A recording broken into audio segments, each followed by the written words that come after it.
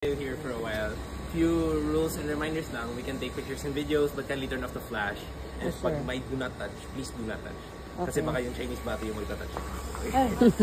Ano daw? Okay. Background muna sa property as you noticed. Wait, first time in Parian? First time in the house? Yes po. Been to Casagordo, been to the other houses? Not yet? San Diego. Yep. Okay, perfect. So, ito yung beef mag-start na. So, the house is located, as you noticed, sa loob ng warehouse. For context, binili kasi yung property by the current owner with the intent of having the warehouse for their business. And then the house, which is the museum now, was their residence for 2 to 3 years. And then they moved out to Northern Cebu. And essentially, di naman abandoned, naging part siya ng bodega. So, some of the metal stuff was also put inside the house. Kasi, typical Chinese family, walang paki sa mga ganito. Actually, the owner discovered the house by accident. Ever heard of Catholics? Everyone, I assume. Jesuits, Ateneo. Yeah. So the current owner went to university in Ateneo. So while he was there, he discovered a picture of the house in a book while he was while in university. So hindi siya yung original owner? Not yet. We'll get to that part. Okay. So when he came back, he presented the picture to his father, what he saw. Tatay niya, being the typical Chinese businessman, talagang paki ng bahay sa business natin. The idea was shelved, so it took a long time for the museum to get renovated. That's why when it was his turn to take over, nag-open lang siya 2008. So, di ba medyo late? Yes. Yung time period. So, what is the house? Di ba sabi nila oldest? Actually, this property is the oldest confirmed by empirical data and by papers, by far. Oldest house in the Philippines to. Di ba sabi nila sila yung oldest? I'll get to that. One of the oldest. Ang sabi kanina, one of the oldest. This is the oldest. Okay. Existing by far. Kasi Francis Sir ng head archaeologist sa Cebu province, nag-rant na siya about how they're lying and whatnot. But this is the oldest house confirmed and we'll get to that part bakit. Okay. Former American and Japanese headquarters din yung bahay. Ginamit rin ito ni former, di ba, former Governor Sir Heo Osmeña Jr. So anak ng former president. And ito yung, at the very beginning, yung house is the Vice Provincial Headquarters of the Jesuits sa Visayas. So parang regional office ng mga Jesuits sa Visayas. So that's it pretty much. If you guys would like to take pictures, pwede sit po. down. Yeah, sure. Okay. Welcome to the basement. But ngayon, convert na siya into the Sugbo Gallery. So for context, Sugbo is the old name of Cebu. That means to go into shallow water. Kasi before, Cebu used to have a lot of riverways and like catch basins ng tubig. And at the moment, we are in Parian. So, Barangay Parian. To understand the house, we have to first understand the barangay. Parian is actually a Spanish word, but it originated from the Cebuano word pari. That means to trade or to barter. And the word Parian would be used in Spanish to name Chinese trading communities and Chinese ghettos all throughout the Philippines. So, yung Parian dito, much like all the other Parians, Chinese community siya before. Chinese trading community. Yung Cascos, yung nagamit, yung esteros, before, nung usable pa siya, but yung mga estero na yan, kanal na siya ngayon more or less. But yun yung original, like, mukha ng Parian. So, now you know. Siguro kilala natin lahat yan. Magellan. Okay. Magellan, you all know that. So, I'll skip that. Familiar with Miguel Lopez de Legazpi, first Governor General of Spain to the Philippines, the one who built Cebu City, and the one who built Colon State, quote-unquote, the oldest state. So, we'll proceed to here. Additional information lang naman ito. This one, mentioned ako before ba, Chinese Trading District yung Parian. But what happened? Have you been to Puso Village, Carbon Public Market? Not yet. Not yet, but if you'll go there, not all trading here transferred there kasi mas malapit siya sa dagat. That's why residential district na yung Parian right now. If you go now. So, yung esteros na tabunan na and medyo nag-change na siya. And this one, layout of the nearby area. This is the house. Doon tayo kanina, if you remember. Then we entered through those doors and we are in this house. So this one, the Gandyongko house, a portion of this sort of exists if you look at the 7-Eleven. Tapos you walk across the street, may portion na semi-restored nito. Yap San Diego, that's supposed to be more forward. The triangle, yung monument sa labas. And then the church, that's no longer existing, but that used to be the Chinese church here in Parian. It's now the fire station here. If you notice the Parian fire station, yung bell tower. Ba't siya na-demolish? Okay, here's the story. Yung mga Agustinians wanted to consolidate all the parishes in Cebu into one.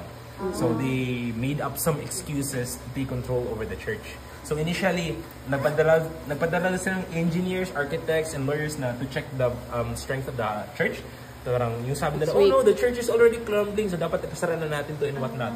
So that's the official reason. Yung actual reason, quote-unquote, yung hidden reason. Money. The Chinese who were worshipping here were very rich and wealthy. In fact, the church was said to be better looking and more grand than the cathedral. If nakapinta na kanyang cathedral. Actually, some of the parts of the church were put into the cathedral once it was demolished. The bells, some of the walls. Kasi meron na tong, the art doesn't do it justice. Meron na tong gold plates, my pearl, Chinese diba? Like pearl gold plates and whatever, whatnot. Napasara siya, unfortunately. And the panels to the right, the story of the excavation and the return process, and some of the stuff that was done up here.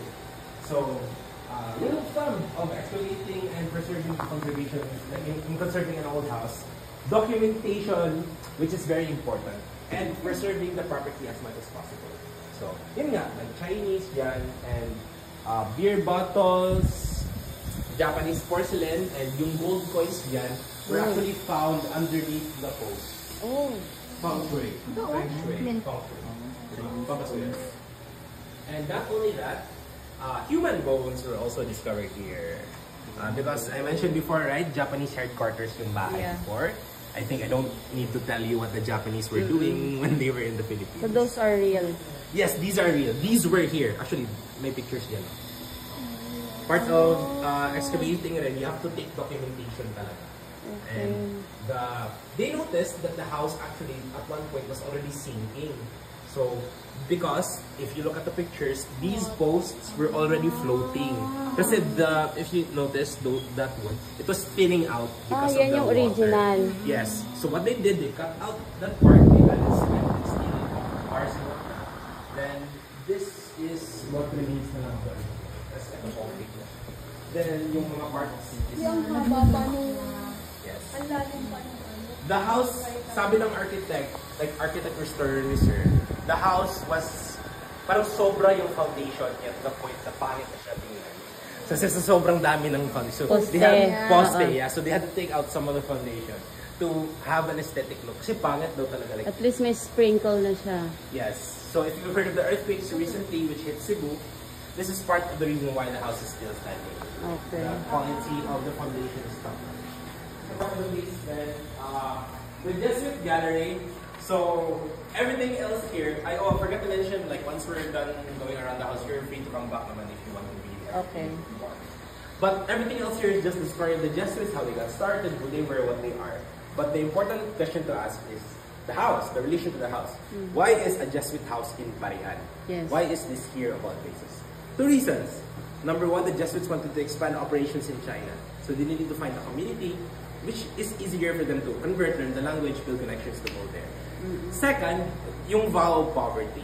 All Catholic religious orders take a vow of poverty. Dao. But, you know, when the Jesuits came here, wala silang pera. So, sino may pera? Chinese. That's where the Chinese come. In fact, when they were converted, they helped build, fund, and plan the creation of the house. I'll get to that part na makikita natin yan sa second floor. Okay. So for now, ano lang to, information and whatever whatnot of the Jesuits. So, that's, I think, the relevance here. And before. Oh, okay. Come down on here tayo muna. That right there is where the original gate would be. But it's covered between the metal kasi medyo delikado na siya. So it's right there. And if you look at the top, may seal dyan, if you notice. Yes. Yeah. That's IHS. So that's Jesus Hominum Salvatore, or Jesus the Savior of Men. So Jesuit house. Yeah? So dito din the entrances. Then we'll proceed to the second floor.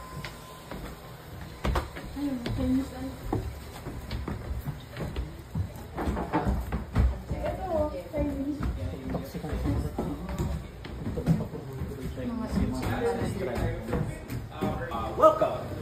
I mentioned before, Chinese influence in building the house.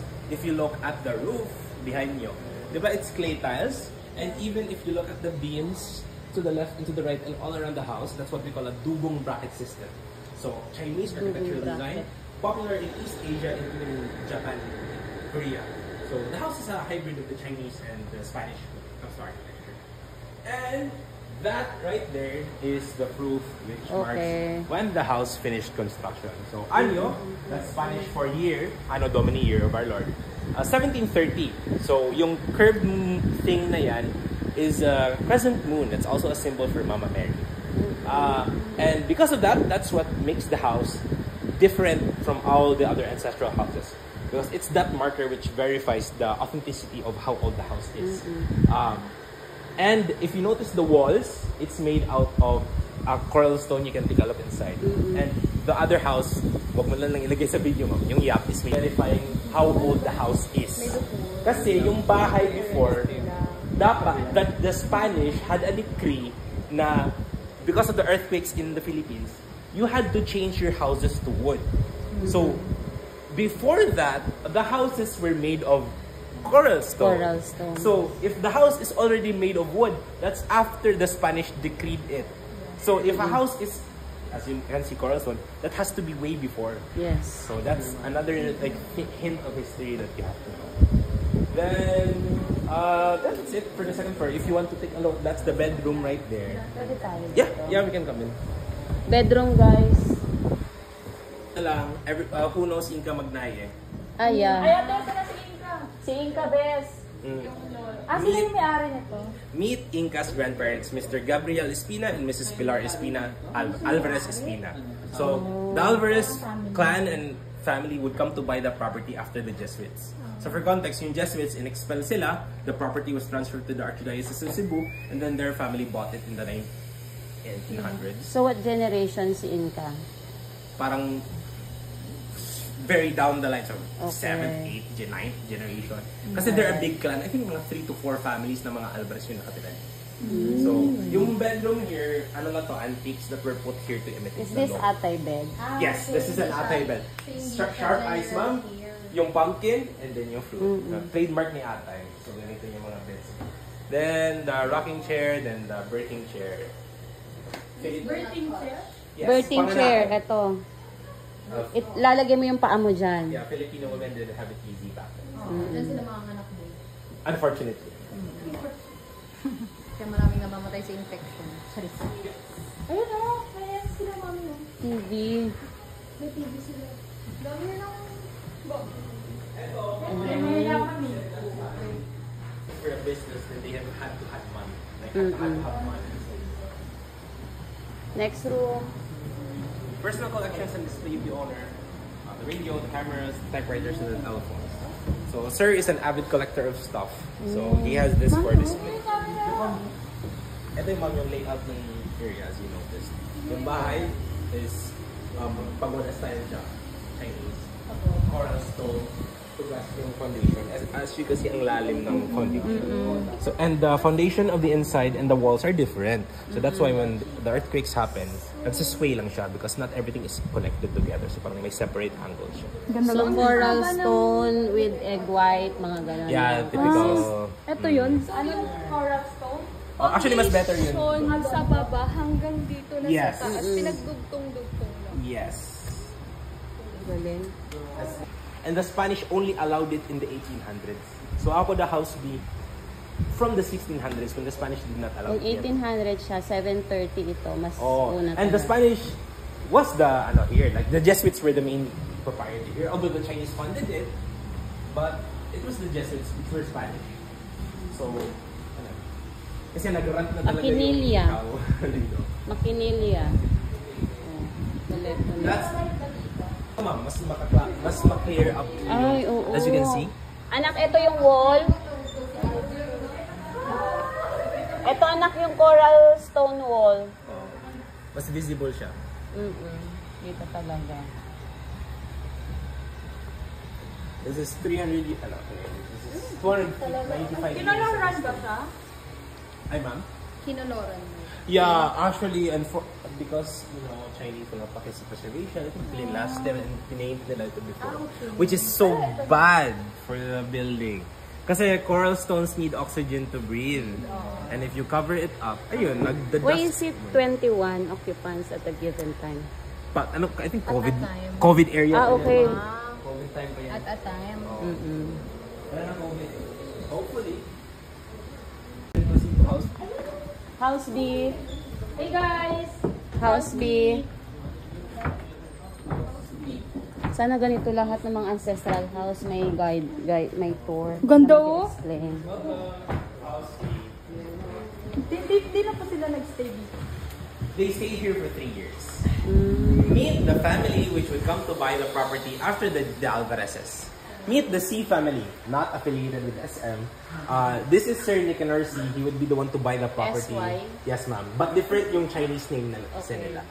Sir Nicanor bought the property. Sir Jimmy C, the one who renovated the property and currently owns it at the moment. Siya po yung nag-aral sa Ateneo. And this little boy is now 75 years old and he's in the office if you'd like to meet him. Pwede. In the office nandun. Oh, Pwede. Yeah, of course. Part niya ng trip niya, walang trabaho. Siya yung siya. Ito yung tindahan nila kasi bodega lang yung sa labas. That right there is this one. This is their cash register. Yeah. This Cash is their register? Cash register nila. Hindi na yung gumagana. Cash counting machine. Pwede pawakan. Oh, sure. Di Wala naman namang yung sign. Basta... steamer. Steamer. So, siopaw. For siopaw, Pero siomay. hindi na sila Inka yung may-ari nito. Di na. Okay. Nila nabili itong... 1960. Yeah. Sila na yung Kamay mo rin. Kasi yung context, binay out daw sila. I don't know what that means. Binay out, baka may financial difficulties, or they were bought out, or they sold the Pwede property. na isanla sa bangko. Yeah, something like Then that. sila yung tumubos. So, that's the context of it. Yeah. I'm familiar with that. Ganyan yung mga teacher ba? Teacher sila. Ay, sila. Babay out ng Automatic yan. GSIS yung ano. Yung loan mo Uy, sa... is it one piece? Yes, this is made Oh out my of God. Magkuno. This is from Magkuno Southern lang yun, Mindanao, from anak. Surigao. So, it's from a whole tree as you notice. Ang kapal. Kaya sobrang kapal niya. Then, if Paano you ito notice from the nabuhos? Ay, nabuhos. bottom, yung stool niya is yung roots, like some of the roots. Ah! Galing. So, imagine, this is heavy. So, they have to take like 20 to 25 people. Tsaka yung pagiging one piece niya, tingnan mo lang kung gaano kalaki yung puno na tinumba. Yes, septo. One that one naman niya. Oh, okay. Conservative estimates, I've heard from Mindanao people like 1 million onwards pesos, give or take. Oo, kasi Kasi bawal na to, environmental. DNR regulations, bawal na to. kahit pag-aari mo yung puno, you have to need permit. Pero kay sir na to ha, binili na lang niya to. Ah, so hindi original na nasa house. Okay. May mga original ano pa po sa... Ay, yung bata. Yung bata naglalakad. Ito yung nasa kumakatok every time. Yeah, that's right. Nagabasa ko yun ng dito. May multo? Oh, No, may mention pa. every time papasok daw kayo sa bedroom, sabi ni ate, tuwing naglilinis siya, parang may heavy Oh, here. Saan yung bedroom? Doon sa bedroom kanina. Pinasok ka na. sa may atay bed. Doon sa may ate. Kasi hindi mo rin maiwasan na someone is roaming around that we can't see. Pero safe lang daw dito sa second. So, friendly sila. Mas worse dun sa baba. Ah, kasi nga doon na yung ano, natabunan na yung iba. Sabi nung cousin ni sir, parang 10,000 daw na spirits. Oh my Sabi ng God. parang- Kasi I don't know isipin how mo naman kung credible gaano that- ka tanda yung I bahay. don't know how credible that paranormal expert is. Gintik ba? Magtingin ka ba? Maganda eh. Hindi naman ako paranormal expert, so don't quote me. Okay. Wala akong alam sa mga paranormal ghosts. So, I don't know the specifics. Pasok kayo madagit yan. Banga. Dalikan, guys. Balikan. Banggera. Banggerahan. Isa lang ang uugas. Tapos diretso lang yung... Kasi diretso lang yung water. If you put the ano dito, tutulo na lang siya. Oo.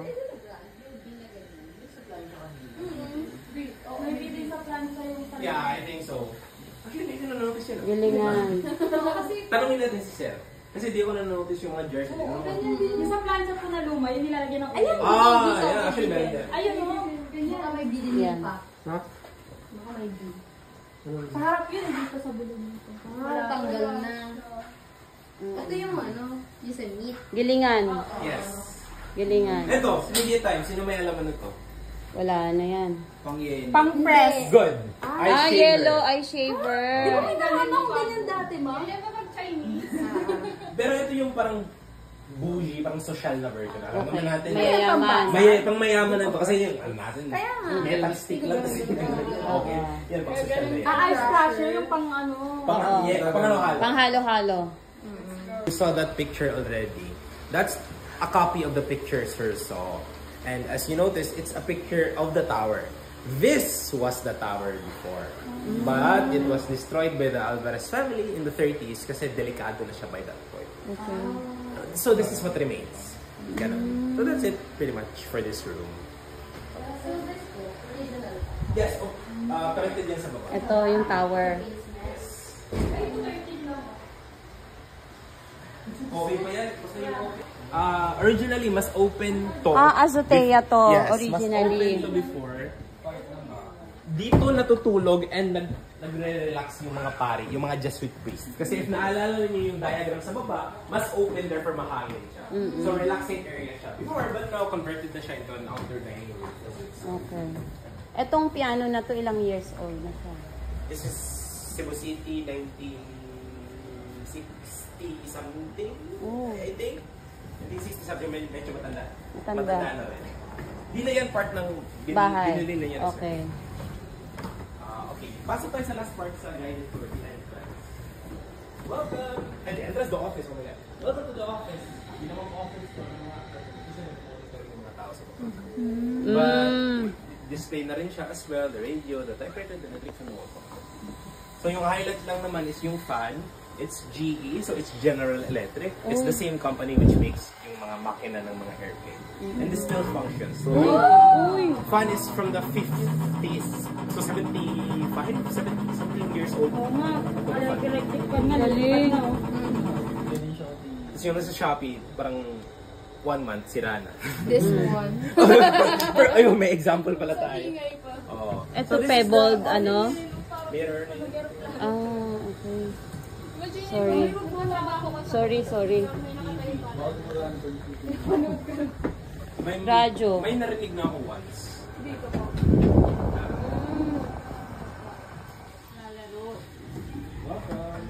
Butaka. Hello, kumalit ka dito. Pasok kayo, ma'am. Good afternoon po. Nice meeting you po.